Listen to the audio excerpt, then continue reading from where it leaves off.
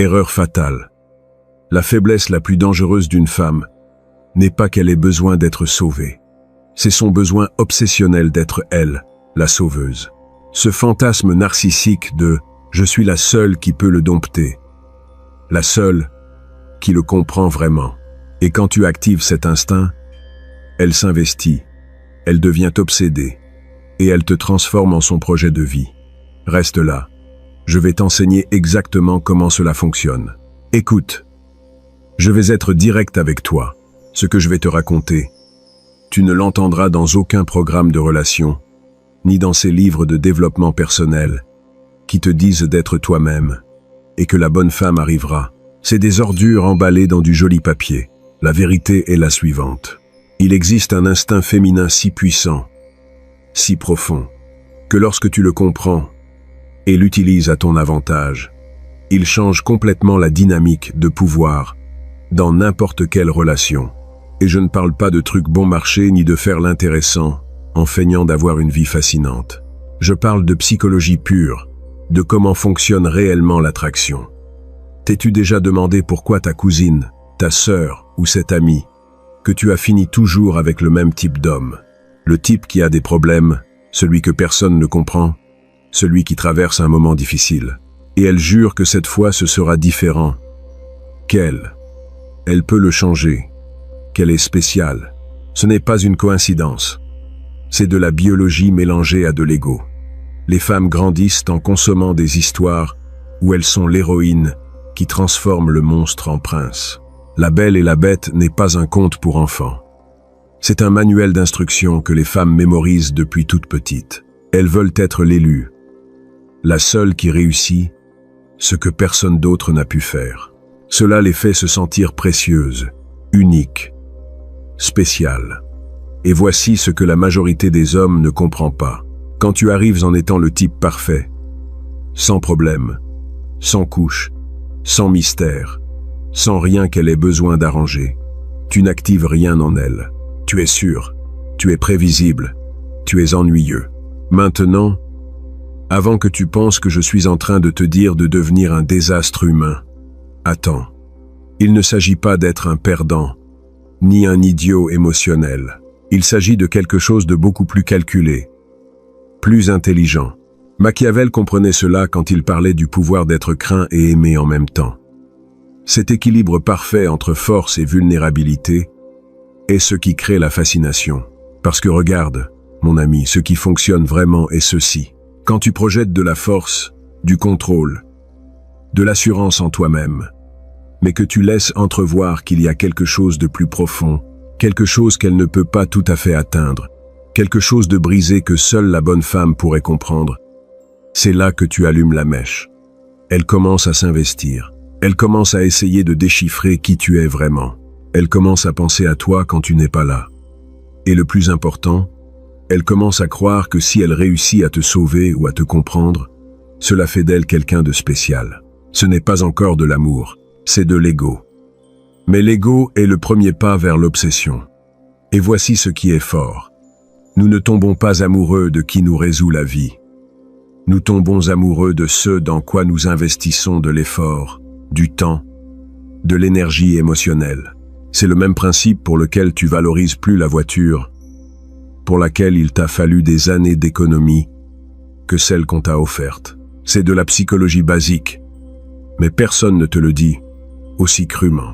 Maintenant, si ce que je te raconte prend du sens pour toi, si tu commences à relier les points de situation que tu as vécus, suis-moi ici sur la chaîne, parce que ça commence à peine. Et ce qui vient est là où la majorité des hommes perdent le jeu sans même s'en rendre compte.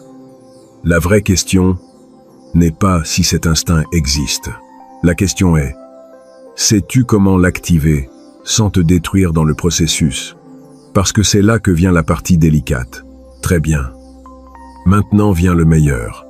Maintenant, c'est là où nous séparons les hommes qui comprennent le jeu de ceux qui ne font qu'y réagir. Ce que je vais t'expliquer porte un nom qui semble compliqué, mais c'est simple quand tu le décortiques. La narration du casse-tête insoluble. Et non, ce n'est pas une technique tirée d'un livre gringot. de séduction. C'est de l'observation pure de comment fonctionnent les dynamiques d'attraction quand tu arrêtes d'essayer d'impressionner et que tu commences à intriguer. Écoute ça avec attention. Il y a une différence abyssale entre être vulnérable et être faible.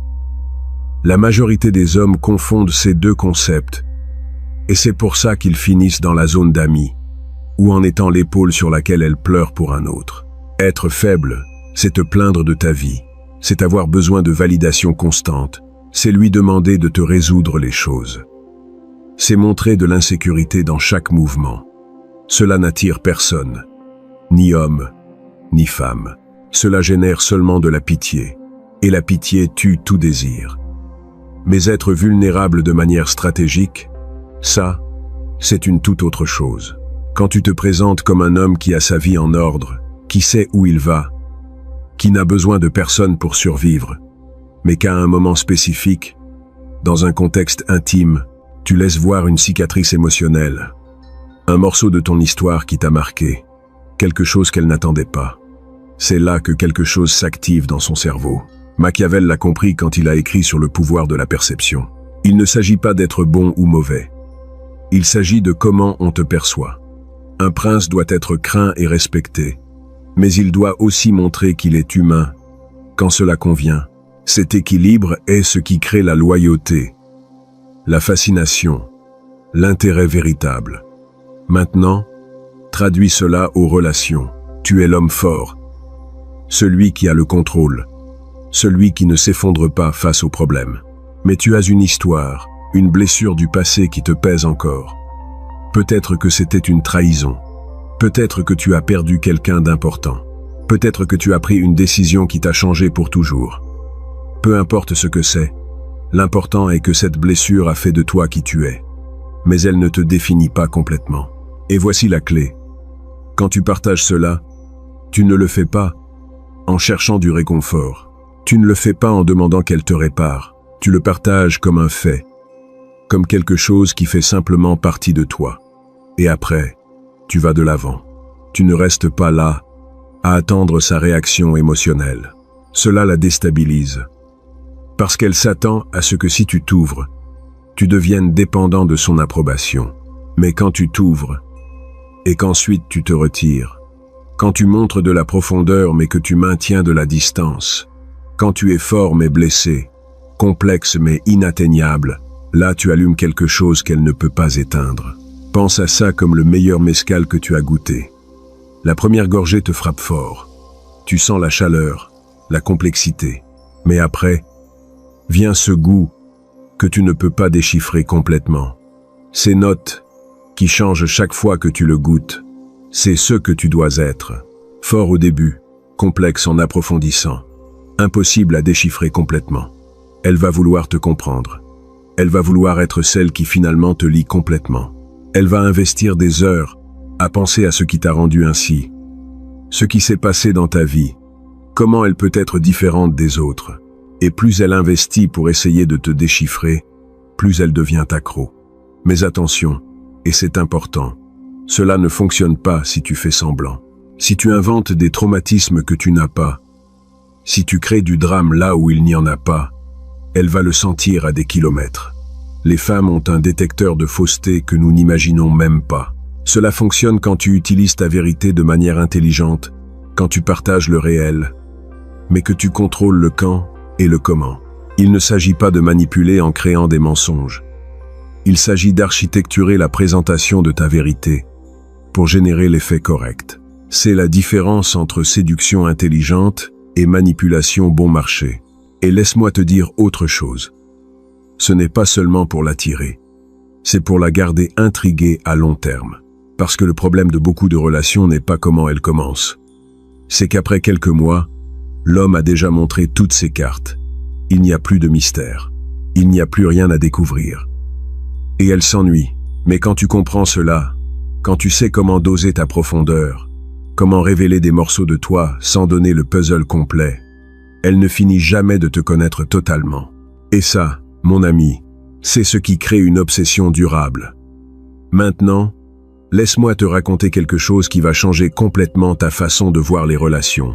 Et il est probable que quand tu l'entendras, Cela va te faire l'effet d'une douche froide.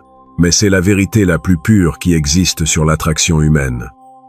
Nous ne tombons pas amoureux de qui nous aime.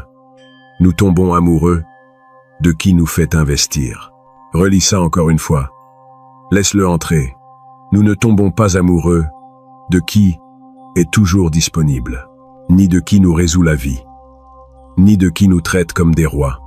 Nous tombons amoureux de ceux dans quoi nous avons mis de l'effort, du temps, de l'énergie émotionnelle, de ce qu'il nous a coûté d'obtenir, de ce pourquoi nous avons dû travailler pour l'avoir. Pourquoi crois-tu que tu valorises plus la voiture pour laquelle il t'a fallu 5 ans d'économie que celle que tes parents t'ont offerte quand tu as eu 18 ans? Ce n'est pas la voiture en soi, c'est l'effort qu'elle représente. C'est l'investissement que tu as fait pour l'obtenir. Chaque paiement que tu as fait, chaque sacrifice, chaque mois où tu t'es serré la ceinture, tout cela est gravé dans cette voiture. C'est pour ça que tu en prends plus soin. C'est pour ça que tu la montres fièrement. C'est pour ça que ça fait plus mal quand elle est rayée. Les relations fonctionnent exactement pareil. Et la majorité des hommes perdent à ce jeu parce qu'ils font l'opposé. Ils deviennent le cadeau. Ils deviennent la réponse facile. Ils deviennent disponibles. Pense à cet ami que nous avons tous, celui qui est toujours là pour cette femme qui lui plaît. Il lui résout les problèmes. Il l'écoute pendant des heures, quand elle a un drame, avec un autre. Il annule des plans avec toi pour aller l'aider avec n'importe quoi. Et que se passe-t-il? Elle l'apprécie bien sûr, mais elle ne le désire pas, parce qu'elle n'a rien investi pour l'avoir. Il est déjà là, gratuitement, sans effort. Voici le secret que la société ne va pas te dire. L'effort crée l'attachement. L'investissement génère l'obsession. Quand quelqu'un met de l'énergie dans quelque chose, son cerveau a besoin de justifier cet investissement. Alors, il commence à se convaincre que ce qu'il poursuit en vaut la peine. Ce n'est pas parce que ça en vaut la peine objectivement.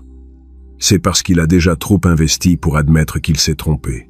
Les psychologues ont un nom élégant pour ça. Dissonance cognitive. Mais je vais t'expliquer comment ça fonctionne vraiment dans la vraie vie. Quand elle commence à penser à toi, quand tu n'es pas là. Quand elle commence à se demander pourquoi tu ne lui réponds pas immédiatement. Quand elle commence à analyser chaque mot que tu as dit, en cherchant des significations cachées. Quand elle commence à faire des efforts pour te voir, ou pour capter ton attention, c'est là que son cerveau commence à travailler en ta faveur. Parce qu'elle est en train d'investir du temps, de l'énergie mentale, de l'énergie émotionnelle. Et plus elle investit, plus elle a besoin que tu en vailles la peine. Parce que l'alternative est d'admettre qu'elle a perdu son temps. Et personne ne veut ressentir ça. C'est pour ça que les femmes restent avec des hommes qui les font souffrir. Ce n'est pas parce qu'elles sont bêtes. C'est parce qu'elles ont déjà tellement investi à essayer de les conquérir, de les comprendre, de les changer, que sortir signifierait perdre tout cet investissement. Leur ego ne peut pas le supporter. Maintenant, avant que tu penses que je suis en train de te dire d'être un mufle qui l'a fait souffrir, freine. Il ne s'agit pas de ça. Il s'agit de comprendre la mécanique pour l'utiliser de manière intelligente. La différence entre un homme qui comprend ça et un qui ne le comprend pas est simple. Celui qui comprend sait que son temps et son attention sont précieux. Il ne les offre pas. Il les partage quand il décide, selon ses termes. Pas parce qu'il est difficile ou qu'il joue, mais parce qu'il a véritablement des choses importantes à faire. Il a une vie qui lui importe. Il a des priorités qui ne bougent pas juste parce qu'une femme est apparue. Et ça, paradoxalement, c'est ce qui fait qu'elle investit plus. Machiavel savait ça quand il disait qu'il vaut mieux être craint qu'aimé. Si tu ne peux pas être les deux. Mais ce qu'il disait vraiment, c'est que le respect naît de la perception de valeur, pas du don total. Un prince qui donne tout perd, son mystère, son pouvoir. Un prince qui dose sa faveur crée la faim. Et voici ce qui est brutal. Pendant que l'homme typique est en train de la poursuivre, de lui envoyer des messages, de chercher son approbation, de supplier pour son attention, elle n'investit rien. Elle est juste en train de recevoir. Et ce qui arrive facilement, repart facilement. Mais quand tu fais un pas en avant et deux en arrière, Quand tu montres de l'intérêt mais pas de besoin. Quand tu apparais, mais que tu disparais aussi. Quand tu es imprévisible mais pas chaotique, elle commence à se questionner. Elle commence à se demander si tu es vraiment différent. Elle commence à vouloir se prouver à elle-même qu'elle peut t'avoir. Et c'est là que commence son investissement. C'est là que le jeu change. Parce que écoute bien ça. Quand tu poursuis, tu investis et elle reçoit. Mais quand tu recules stratégiquement, elle poursuit, elle investit et tu reçois. Tu vois la différence? Ce n'est pas juste de la sémantique. C'est un changement total dans la dynamique de pouvoir. Et la partie qui me fascine le plus dans tout ça, la partie qu'il m'a fallu des années pour comprendre, elle ne va pas admettre qu'elle fait ça, ni même le reconnaître consciemment. Mais son comportement va changer. Elle va chercher des moyens d'être proche. Elle va initier des conversations. Elle va trouver des excuses pour te voir. Elle va investir. Et plus elle investit, plus elle va se convaincre que tu es spécial, que c'est différent, que ça en vaut la peine. C'est le piège final de la séduction. Ce n'est pas que tu l'as conquis, c'est qu'elle se convainc qu'elle t'a conquis. Maintenant, ancrons tout ça dans la réalité. Parce qu'une chose est de comprendre la théorie, et une autre, très différente, est de l'appliquer sans devenir un imbécile dans le processus. Ce que je vais te dire maintenant est ce qui sépare les hommes qui utilisent cette connaissance pour créer des relations profondes de ceux qui l'utilisent seulement pour nourrir leur ego et finissent seuls. Quand elle fait de toi son projet, quand tu deviens cette personne qu'elle a besoin de déchiffrer, comprendre, conquérir, c'est là que tu as le pouvoir maximum. Mais avec ce pouvoir, vient une responsabilité que la majorité ne veut pas accepter. Tu dois être authentique dans ta complexité. Laisse-moi t'expliquer ce que ça signifie. Être son projet n'est pas feindre d'être intéressant. Ce n'est pas inventer du drame là où il n'existe pas. Ce n'est pas jouer au mauvais garçon quand en réalité tu es un type décent. Parce que si tu fais ça, à un moment donné le masque va tomber. Et quand il tombera, non seulement tu perds la femme, tu perds ta dignité dans le processus. Être son projet, c'est présenter ta vérité de la manière correcte. C'est comprendre que nous avons tous des couches. Nous avons tous des histoires. Nous avons tous des contradictions. Et au lieu de tout vomir au premier rendez-vous, ou de tout cacher pour paraître parfait, tu apprends à doser qui tu es. Pense-y comme ça. Elle a besoin de sentir qu'elle est en train de domestiquer quelque chose de sauvage, qu'elle est en train de comprendre quelque chose que d'autres n'ont pas pu, qu'elle est en train d'accomplir quelque chose qui lui donne de la valeur. Et tu dois lui donner cette expérience sans cesser d'être. Voici le truc que personne ne te dit. Il ne s'agit pas de créer un personnage. Il s'agit de mettre en avant les parties de toi qui sont déjà complexes, celles qui sont déjà intéressantes, celles qui ont déjà de la profondeur. Nous les avons tous. Sauf que la majorité des hommes les cachent par peur de ne pas être acceptés, ou les offrent toutes dans la première conversation, par anxiété de connecter. Machiavel comprenait que gouverner n'était pas seulement avoir du pouvoir, c'était gérer comment les autres perçoivent ce pouvoir. Un gouvernant efficace ne montre pas toutes ses cartes. Il garde certains mouvements secrets. Il laisse les gens spéculer. Il maintient le mystère stratégiquement, pas par fausseté, mais par intelligence. Maintenant, traduis ça à ta vie. Quand tu rencontres une femme, elle n'a pas besoin de connaître toute ton histoire la première semaine. Elle n'a pas besoin de connaître chacune de tes vulnérabilités, chacun de tes peurs, chaque détail de tes relations passées. Ça se gagne avec le temps, avec la confiance, avec des moments authentiques. Mais voici ce qui est important. Pendant ce temps, tu maintiens ta vie en mouvement. Tu as des projets qui t'importent. Tu as des objectifs que tu poursuis. Tu as des moments où tu n'es pas disponible parce que tu es véritablement en train de construire quelque chose. Et cela lui fait se demander, que construit-il? Qu'est-ce qui le motive? Qui est cet homme réellement? Et quand elle se pose ces questions, quand elle pense à toi sans que tu sois présent, quand elle essaie de comprendre ton monde, c'est là que tu deviens son projet. Mais pas parce que tu es un faux mystère, mais parce que tu as une vie réelle qui est naturellement intéressante.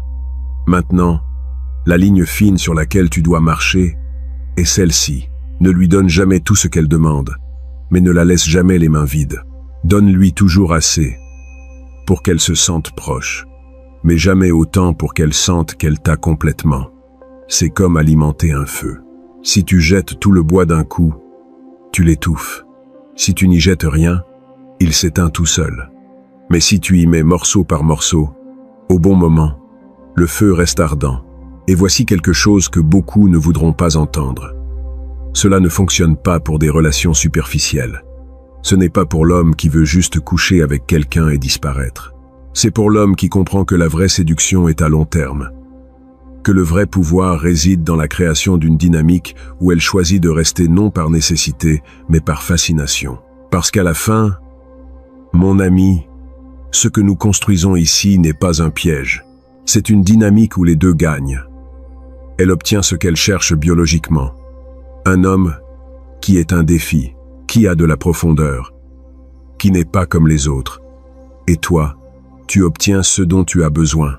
Une femme qui est véritablement intéressée, qui investit, qui reste parce qu'elle le veut, pas parce que tu l'as supplié. Mais tu dois être honnête avec toi-même sur une chose. As-tu vraiment une vie qui en vaut la peine? Ou es-tu si désespéré d'avoir quelqu'un que tu as transformé les femmes en ton seul projet? Parce que si elle est ton seul projet, tu échoues. Si tu es son projet, tu gagnes. La différence réside dans le fait que tu aies quelque chose de plus grand à poursuivre que seulement son attention. Quelque chose qui te passionne vraiment. Quelque chose pour que quand elle te demande sur quoi tu travailles, tu puisses répondre par quelque chose d'authentique qui te fasse briller les yeux. C'est là que la magie opère. Quand elle voit qu'elle doit entrer en compétition pour ton attention, pas avec une autre femme, mais avec ton but, avec tes objectifs, avec ta vie, parce que c'est là qu'elle se rend compte que t'avoir à ses côtés est un privilège, pas un droit. Et ce changement de perception, ce moment où elle arrête de se sentir poursuivie et commence à se sentir chanceuse que tu l'aies choisie, c'est le moment où la séduction se transforme en quelque chose de beaucoup plus profond. Regarde, tout ce que je t'ai raconté ici n'est pas pour que tu manipules qui que ce soit. C'est pour que tu arrêtes d'être manipulé par ton propre besoin d'approbation. L'homme qui comprend ses principes n'a pas besoin de jouer salement. Il a juste besoin de comprendre le jeu qui est déjà en marche. La réalité est simple. Elle a des instincts. Tu as des instincts. La différence est dans qui les comprend le mieux.